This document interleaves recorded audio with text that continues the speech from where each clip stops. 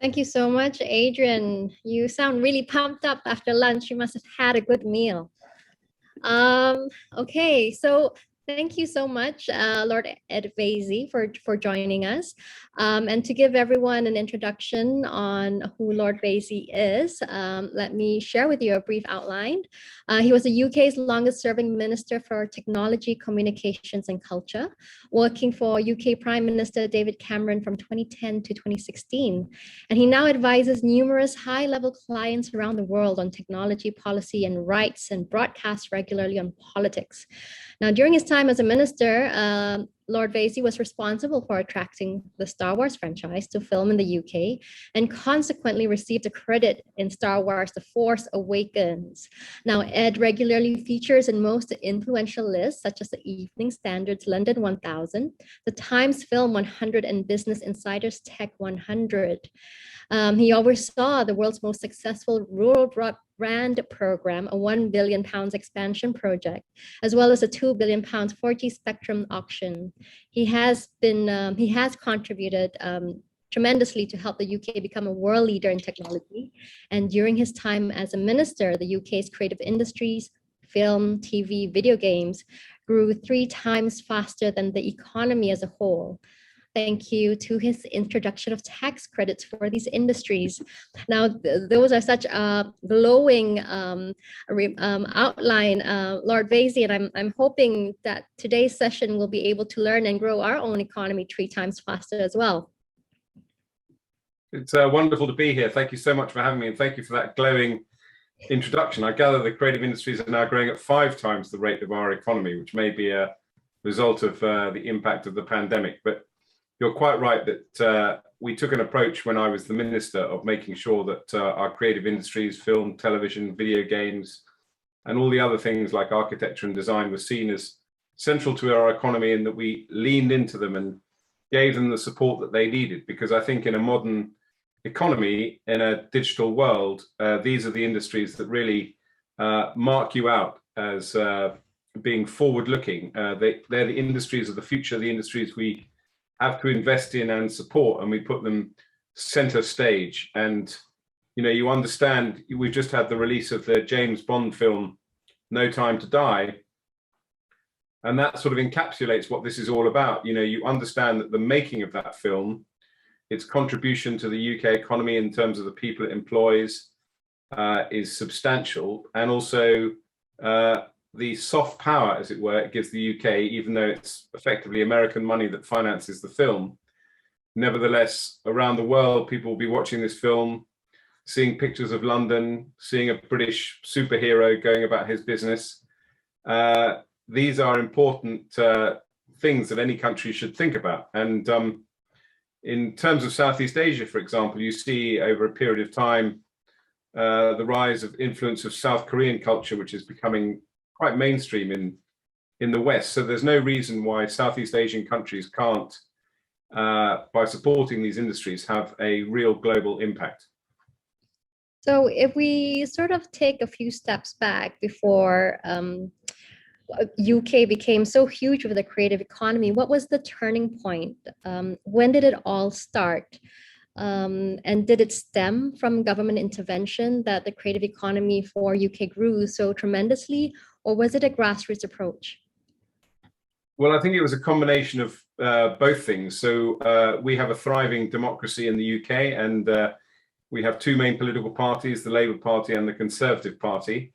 And I think it's important that we give credit to both parties for understanding the importance of the creative economy. And I always, as a minister, I came in 2010, but I always look back at a Labour minister, a guy called Chris Smith, back in 1997 when Tony Blair became Prime Minister. He was the first one to say to government, there is this industry called the creative industries. If you take each one in a silo, the film industry, the TV industry, the video games industry, architecture, design, fashion, they may not appear as significant, but when you put them together and you understand the linkage of these industries, which is creativity and intellectual property, and also a certain adoption of technology, then you suddenly see that the size of this industry taken together is much, much bigger. And at that point, you can start to formulate policies and support. So we started, for example, with film with a tax credit, but we realized very quickly that you could extend that tax credit across the piece to expensive television. So Game of Thrones, for example, filmed in Northern Ireland, benefits from a tax credit.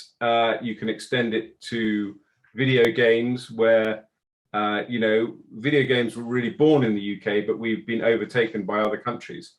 And I think it's important to understand that these industries are very mobile, and countries compete for companies to invest in them in their country. And that's why you need to have these policies, because they're risky businesses. No Time to Die, James Bond could have bombed at the box office. It didn't, thankfully. But you're investing a lot of money up front. You're taking a big risk. So government support is important. So it was government intervention that made the difference. But having said that, I also think that, the UK is famous for its culture and creativity. And sometimes we in the UK don't recognize that as much as people in other countries do recognize it. We have a long tradition of theatre and storytelling dating back to William Shakespeare. We've been lucky with our state broadcaster, the BBC, which has really set a very high bar for the quality of the television dramas it commissions, which has forced all the commercial channels to also invest in high quality drama. So I think that you can't simply introduce policies into a vacuum. You have to have the ecosystem already there, the policies that are there to boost what already exists and secure it. So am I right to say then that UK's approach started off with the film before it cascaded down to the other sectors of the creative industries? Yes, that's right, because film was very famous for benefiting from tax breaks all around the world, and it's a highly competitive environment. I remember when I first came into office, I made a change which was misunderstood. People thought we were pulling back support from the film industry, and immediately Australia stood on a podium and said, oh, if you can't make your film in Britain, come to Australia. So it's a highly competitive environment, and particularly with the UK being in Europe, as it were, physically in Europe, we may not be members of the European Union. It's possible for filmmakers to film in Eastern Europe and so on. So we were keen to support them.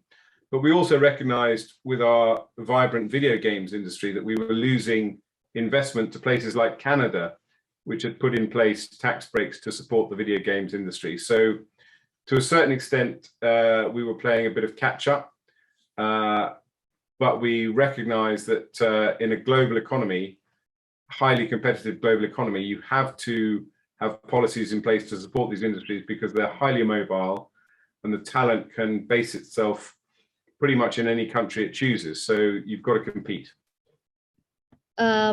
I guess for the benefit of everyone joining us online on Zoom or Facebook, just to share with you, this is Lord Ed Vaisey's second debut at the Creative Economy Forum. He was with us last year, and we found it to be such an engaging conversation that we've brought him back. Unfortunately, not physically in Kuala Lumpur, and I hope that the next time we'll be able to host him in Malaysia. I'm going to work very hard in this session to try and ensure that I get invited next year and I can come physically to Malaysia, which is obviously a country which has very, very strong ties with the UK. So it'll be exciting to visit.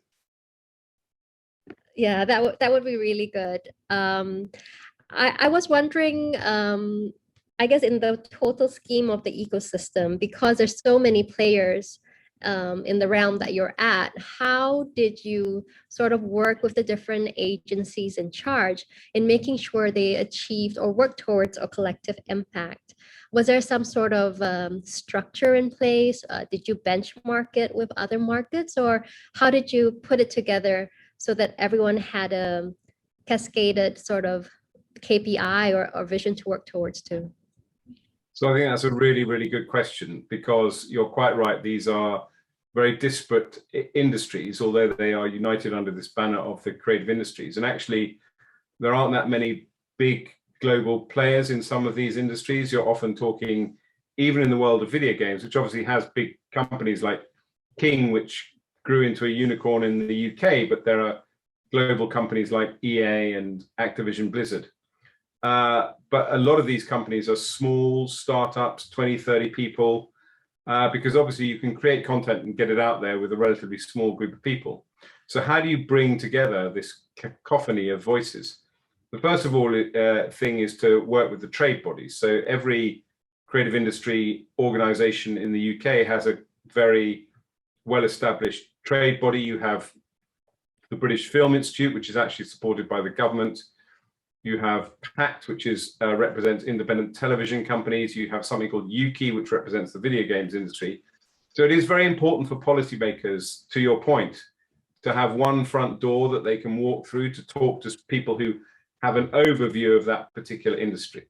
And then we created a special council, which was a government-supported council called the Creative Industries Council. And it brought together the two key departments, my department, now known as the Department for Digital, Culture, Media and Sport, and the business department. And we would meet regularly with the representatives of these trade bodies to discuss policies. So we could look in the round at, for example, how do we support exports of our creative industries? How do we protect the intellectual property of our creative industries? What are the skills that we're going to need to support these industries going forward into the future? And how are we going to create the pipeline of talent that's going to continue to support them? So the big questions which applied across the board to all these industries could be discussed and actioned by working groups that were supported by government to take the policies forward. So ultimately, the Creative Industry Council, I gathered, is the mastermind or perhaps the secretariat of driving this agenda for the government? Yeah, you're very well informed. So the Creative Industries Council was the sort of government-sponsored one. There's something called, without wishing to create too much of an alphabet soup, there's the Creative Industries Federation, which was the industry body that brought people together. And they were able to, as it were, lobby the government so they could produce research papers and so on to show, give an overview of the industry and show what the issues were. But it was the Creative Industries Council, supported by government officials, that could meet regularly, discuss the issues, and then set up working groups to take the work forward and establish policies that we could then start to implement within government. But it was very, very important to have that forum for people to come together. As you say, these, although they are all linked, still very different industries in some senses, to come together to talk about their common problems, common opportunities, if I could put it that way, common issues that government could lean into and actually move the dial. I guess that's been quite effective to see where UK is now with the creative economy and its agenda. I was wondering whether you had any involvement in any regulatory sort of framework in making sure that theaters were playing predominantly UK-based films, UK-based music. Were there any export arrangements with other markets to make sure if we feature your films in our country, by all means you need to feature UK-based films at yours? So was there some sort of arrangement locally in making sure media platforms promoted the great culture and creative content you had? We take a more relaxed view about that. So in Europe, the French are very vociferous in supporting their domestic industry in terms of mandating that cinemas, for example, should show a certain amount of French films.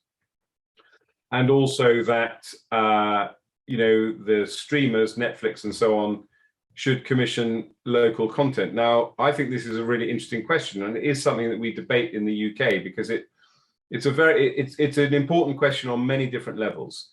So on the first level, the reason I think to a certain extent you might ask that question, or the reason that countries might adopt the approach that you outlined, is because culture is extremely important to a country. If you turn on your television or go to the cinema and see other people's culture, that's not great. Of course it's great to see other films from other countries, but fundamentally you also want to see stuff that reflects your country, your way of life, the kind of things that influence you.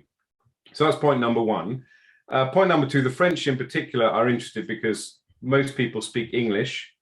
Not most people speak French. So if you don't lean into your industry, all the French are going to see is a diet of American films. So we in the UK are more relaxed because we speak English. I know that sounds pretty silly, but we get a lot of American culture, but we're more relaxed about watching it because to a certain extent it's our language. And we're also very lucky because when the Americans make big franchise films, they tend to be based on British stories and use British actors. So Harry Potter, James Bond, Star Wars, full of British actors, reflecting to a certain extent British culture, but made with American money. So to a certain extent, we're complacent. But the third point I would like to make is that we tend to, if you think about this as looking from one end of a telescope to the other, the French will say, you need to show a certain amount of French films in the cinema. We do it the other way around, where we provide a pot of money to British independent filmmakers to say, go and make British films set in Britain, relatively low budgets compared to a big blockbuster movie, but which will reflect the kind of British way of life. I would also say that because of the BBC, because we have had for so many years this very strong anchor media company making British content, I would say that British people tend to see much more homegrown content on their television screen than they would necessarily in the cinema. But it is an interesting debate. You see Netflix, for example, produces these British programs. There's one in particular set in a school, but the school, although it's in Wales in the UK, looks very much like an American high school. And that gives us a big kind of debate in this country about, you know, do we want to see kind of our own country Americanized in that way? And that's an interesting debate. So it will always be something that I think policymakers will think about. And, you know, I don't know how it works in Malaysia, but certainly I think it is right for policymakers to think, how can I support native homegrown content that people in my country will identify with and want to see? It shouldn't just be a free and open market. There does need to be some government intervention, in my view. Thank you. I guess in the many years you've been within the UK government, whether you've seen any malfunction of policies, and this was discussed this morning on malfunction of policies, the malfunction or failure of some of the policy or the implementation that perhaps we could sort of pick on and learn from it? Yeah, well, I think actually the first iteration of our film tax credits was not good. They weren't well formulated, and there are, I mean, I'd be careful what I say here, but there are a number of court cases going through the courts in the UK at the moment, which where there are allegations of fraud, where people invested money in films which weren't necessarily made or weren't very good films in order to avoid paying tax. So we had to go back to the tax credit and reform it to make it much tighter, have much stricter supervision on how the tax credit was used. So that's a classic malfunction. You've got to get that. You've got to get that right. I think timing is often the case. I think we left it too long to introduce the video games tax credit. I think we introduced it just in time, but initially our finance minister rejected the idea of a video games tax credit because he hadn't yet quite appreciated the benefits that the film tax credit was building. I think there are other issues. I think that you can inadvertently, with the tax credit, push up the cost of production. So I've referred earlier to British independent films. Although the government gives British independent filmmakers money, they will now complain that to hire a cameraman is very expensive because our film industry attracts so much inward investment. I think one needs to look ahead at building infrastructure. The problems of success is that one of the, you know, sometimes we find we're having to turn away people because there simply isn't the studio capacity. So there are all sorts of issues. We're debating, for example, at the moment, the future of one of our television channels, Channel 4. So you've got to be alive to people's changing viewing habits. I suspect rather like the UK and Malaysia, more young people are now watching content on their phones, less so on television. So you've got to try constantly to think ahead. It's very, very hard to obviously to predict the future. And governments that try to intervene on the basis that they know what's going to happen in 10 years' time are probably on what we would call a fool's errand. But you've still got to be aware of some of the difficulties and changing habits of people so that you can try and anticipate the changes and try and intervene earlier. Well, I'd like to make sure I invite everybody who's tuning in to drop any questions you may have in the chat on Zoom or on Facebook, so the secretary can provide it to me and I can raise it to Lord Ed Vaisey. Because I have a few more questions, but I want to make sure it's a two-way conversation or 3 or 4-way because we're on different platforms here. Please make sure to drop your question in the chat group or Facebook Live, and we can pick it up from there. So if I go back, because right now at the moment in Malaysia, Lord Vaisey, it's budget season. And everyone is working furiously trying to make sure certain proposals, whether it's tax initiatives, proposal to sort of scale up the creative industries or even arts and culture for that matter. And it's the season to review papers and to write those papers. I was wondering if it was budget season back in the UK with the current pandemic, and everything that's happening, what would be your aspirations for that budget?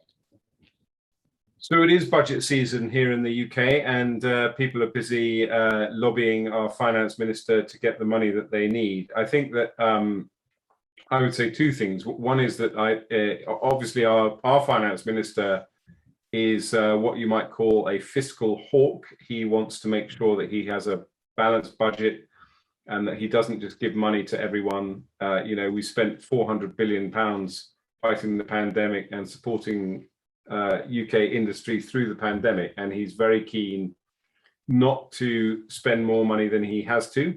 And every week brings a new crisis and demand in the UK. So, for example, we have an energy crisis at the moment.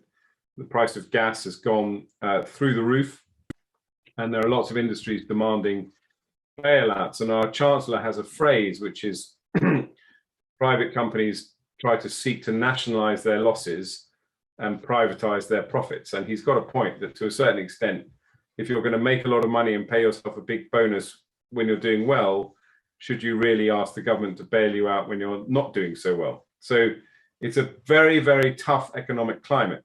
But I think that our tax credits are secure because it is quite clear that although the tax credit is effectively a direct subsidy worth hundreds of millions of pounds to the film industry and the television industry, it pays back in terms of employment and inward investment in the UK. So it's clearly, as it were, venture capital that returns a big return to the UK economy. I think we will struggle in terms of the direct financing of our cultural institutions, which includes, for example, the independent film industry. It's a very, very small budget compared to the whole government budget. I would have much preferred years ago if we had secured an agreement from our finance ministers then for a certain percentage of our national economy budget to be spent on these organizations and not to keep coming back and having to make the case. But it is a very small budget, but it will be under a great deal of pressure in this budget financing round. So we're expecting a budget, I think, in the next few weeks, and people are holding their breath. And I can imagine it's the same in Malaysia. You've got to keep making the case for the cultural industries because policymakers, they see the big things, the health system, the education system, our social security system, which cost tens of billions of pounds, our armed forces, for example, whereas the cultural industries don't require so much money, but it's harder for them to ask for more. I'm nodding all the way through only because I totally understand, and what you're describing is pretty much on point. How we're feeling, we're trying to breathe. throughout this whole process, and hope positively that something comes out of the many efforts. But as you rightfully pointed out, year in, year out, we have to go back in and lobby. So as a minister at that point of time, perhaps you would have said it's not a sustainable approach to have to constantly go in. And therefore, were there any attempts to make the sector a bit more sustainable? What were the sort of approaches you did, and how you got the private sector involved in it as well? So I should just say, I don't know how many people are watching this broadcast, but in the UK, it's early in the morning. My family is waking up. So if people keep watching, you might get a moment when a teenage daughter bursts into my room demanding something. So keep watching for any untoward incidents. But I would say we tried very hard to put the finances on a sustainable footing. And normally in the UK, you get kind of 3-year financial settlements, but you can stretch it maybe, if you're lucky, to 5 years. We never really got beyond that. We have what we call arm's length bodies, so the government very rarely gives a direct grant to a cultural or creative institution. It would normally do it through a third party. So to finance independent films, we do it through an organization called the British Film Institute. To finance our cultural institutions, we do it through a body called the Arts Council. And those bodies did do a good job in making sure that they gave people settlements, financial settlements, that were long-term, over 3, 5, or 10-year periods. Because, as you know, from all your work that you've done with the creative industries, these organizations need a certain amount, an element of certainty in their financing to make plans. If you're putting on an exhibition, it can take 5 years to put it together. It can take 5 years to get a film into production. You need some long-term financial security to know that you can make these long-term bets. But I don't think we got to the position which I would have liked us to get, where we agreed that, say, 0.1 or 0.3% of the overall budget of the government would go to the creative industries. I would have liked to have said to them, even the BBC, we constantly had to negotiate its funding. I would have liked to have said to them, here is the funding for the next 10 years. Go off and do your thing. I wanted to do a follow-up question to that, but I've noticed we have a few questions, and I will start. Oh, good. I was beginning to panic that people weren't going to ask any questions, but I'm pleased that we've finally stimulated the audience to ask. Positivity in the morning in London. Here's your first question from the Everybody is watching after lunch in Malaysia. That's the problem. Yeah, absolutely true. Okay, first question here. Many Asian countries have problems, with political interference. But I think the UK government is successful at propelling the industry by deconstructing binary opposition of government and people. How did you finally get here? I think that's a really interesting question. It's obviously got an element of sensitivity about it. But I would say it's not just in Asia, it's also in Europe. Don't think that you're unique in terms of political interference. I sit on an important committee in the House of Lords where we take evidence from the creative industries. And we had Channel 4 in yesterday. So Channel 4 is one of our main, what we call a public service broadcaster. It's one of the main TV channels in the UK, and it's owned by the government.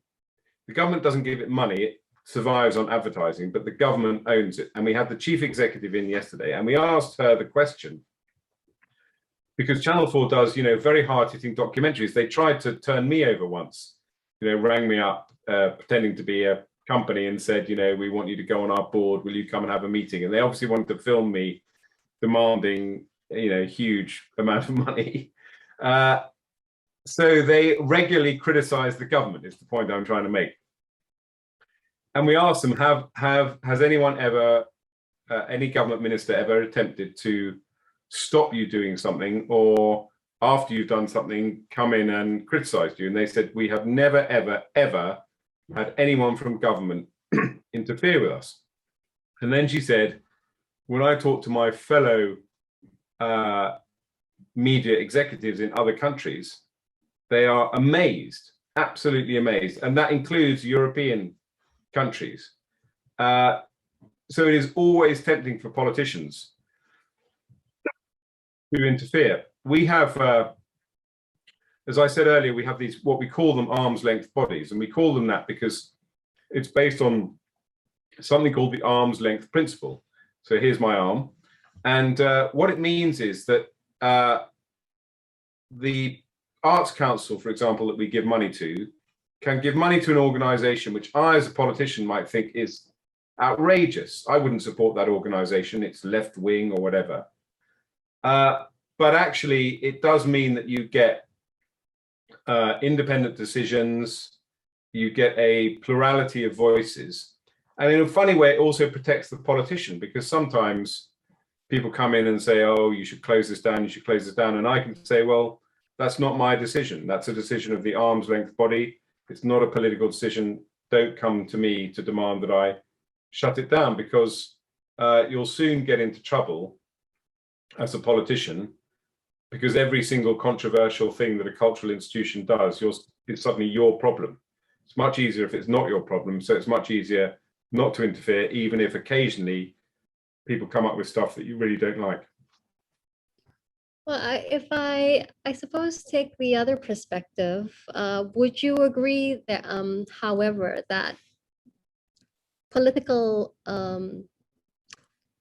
commitment is, however, necessary in developing this sector? Yeah, political support is important, and political support takes different forms. As I say, I think you need a policy climate that supports the creative industries, where government understands their importance and leans into them and champions them. And it's interesting that whenever, even though, as I say, I criticize British governments for not taking the cultural industry seriously enough, whenever a prime minister travels abroad, their first call is to the Royal Shakespeare Company or the makers of James Bond to say, can you give me some stuff to take abroad? Every British embassy in the world now is currently showing the James Bond film, and they're using it as a soft power thing. They're getting in lots of people who they need to meet are coming to watch the film. So that support is needed. But I also think, this will sound contradictory, I think politicians should support the principle of independence for the creative industries. So I'm a strong defender of our BBC, which comes in for a lot of criticism from people in my political party who claim that it's biased against the government, it attacks the government, undermines the government. And I say no, particularly in a digital world of disinformation, fake news, we need trusted news sources. Even if occasionally we want to throw something at the television, we need to say this is a really important principle, that the politician won't interfere with the cultural institution, the broadcaster, because that way we know that, broadly speaking, the news they are giving us is unvarnished, the truth, we can rely on it in a world now where there are just a million different voices. Sorry, I'm noticing they're prompting me to watch my time. I will take the last question, but I think to conclude that basically balance in politics is always good for the economy of the creative and culture side. The last question I'll take, and I apologize for not raising the rest of the questions because of time, is how do you— I can't believe the time has gone so quickly. I could do another hour. Oh, that sounds good. I will get in touch with your manager and we'll sort it out quickly. But otherwise, this last question reads, how does the UK Creative Industries Policy or Council works as the overarching policy umbrella, relevantly or practically, in meeting the different needs and challenges, because every ecosystem is so different, especially in the mainstream creative industries and the arts and culture? Yeah. So you have to draw out themes from the council. So you can't say, you have to look at themes rather than sectors. So you can't have a meeting where you say, I'm only going to talk about the film industry today, or I'm only going to talk about the architecture profession. you have to say, we want to focus on skills. Where are the gaps in the skills that we need for these industries? Who's doing a good job? Who's doing a bad job? What more can we do? What are we doing in terms of financial support or tax breaks for these industries? What more can we do? How real is the threat of intellectual property theft to these industries or trade dispute?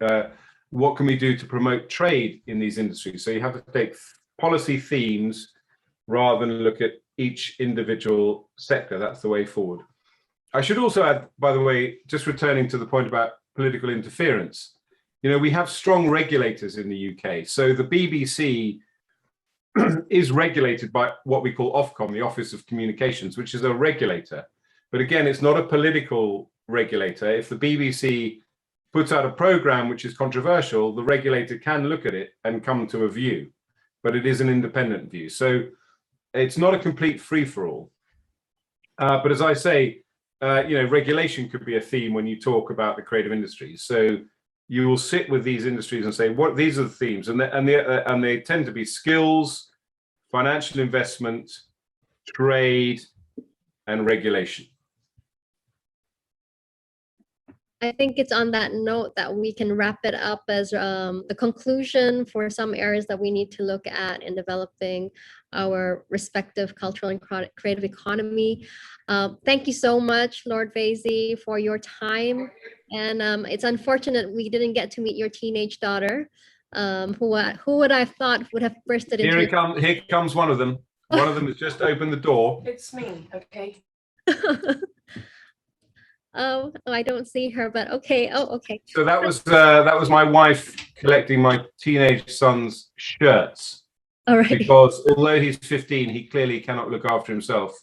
This is the trouble with Western world. But can I say a massive thank you to you, and also for your creation of CENDANA, which I think is a fantastic flagship for the Malaysian creative industries. And as I say, I very much hope that we can meet in person next year, because I think what you do is tremendous. And I'd love to meet many people from the kind of Malaysian creative economy and talk about their issues. Absolutely. That really sounds good, and we'll take up on your offer. And I welcome you to Malaysia, Truly Asia, hopefully next year, COVID-free, as long as you're double vaccinated. Take care, Lord Vaisey, and see you soon. Thank you so much. Thank you so much. Take care. Over to you, Adrian.